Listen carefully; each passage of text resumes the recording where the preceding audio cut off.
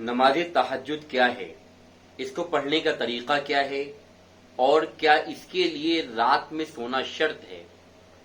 तो ये एक ऐसा सवाल है जो अक्सर लोगों के जहनों में गर्दिश करता है। बहुत से लोगों का इस बारे में सोचना ये होता है कि अगर आप रात में नहीं सोए हैं तो आप तहज्जुद की नमाज नहीं पढ़ सकते हैं, आपको तहज्जुद की नमाज नहीं पढ़नी चाहिए। बल्कि कुछ लोग ये कहते हैं कि नहीं, अगर आप रात में सो भी गए तो भी पढ़ लें, नहीं सोए तो भी पढ़ लें। ये कितनी रकात पढ़ी जाए, क्या हो, किस तरीके से पढ़ी जाए, इसके बारे में लोगों के अलग अलग ख्याल हैं, अलग अलग नजरिए हैं, अलग अलग सोच है। तो देखिए, तहज्जुद की नमाज है ना, तहज्जुद की नमाज, ये तहज्जुद जो है ईशा की नमाज के बाद आपने ईशा की नमाज अदा कर ली। ईशा की नमाज को अदा करने के बाद फज्र का वक्त शुरू होने से पहले तक, फज्र का वक्त जब शुरू होता है उससे पहले और ईशा की नमाज पढ़ लेने के बाद जो ये वक्त होता है ये तहज्जुद का वक्त होता है। इसमें आप नमाज तहज्जुद अदा कर सकते हैं। इसके लिए सोना कोई लाजमी नहीं है।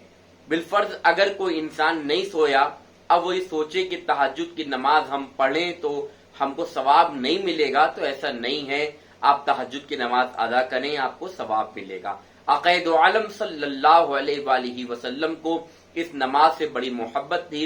हुजूर नबी रहमत सल्लल्लाहु ताला अलैहि वसल्लम इसका एहतमाम फरमाते थे और नबी कौनैन सल्लल्लाहु अलैहि वसल्लम के ये पसंदीदा आमाल में से एक था कि रसूल दो आलम सल्लल्लाहु अलैहि वसल्लम नमाज तहज्जुद को बहुत पसंद फरमाते थे और हुजूर इसको एहतमाम के साथ अदा फरमाते थे। याद रहे, बहुत से लोग ऐसा करते हैं कि वित्र को छोड़ देते हैं, ईशा की नमाज की वित्र को छोड़ देते हैं और तहज्जुद की नमाज में पढ़ते हैं। तो क्या ईशा की नमाज में वित्र जो छोड़ी है वो तहज्जुद की नमाज में पढ़ी जा सकती है, इसको लेकर के भी लोगों के सवाल रहते हैं।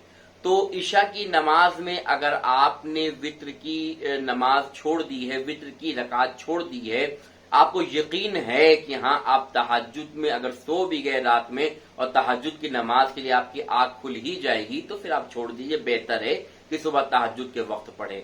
वरना रात में जब आप सो रहे हों और आपको ये उम्मीद है कि मैं नहीं उठ पाऊंगा, तो बेहतर यही है कि जरूरी लाजिमी यही है कि आप उसको साथ में पढ़कर सो जाएं।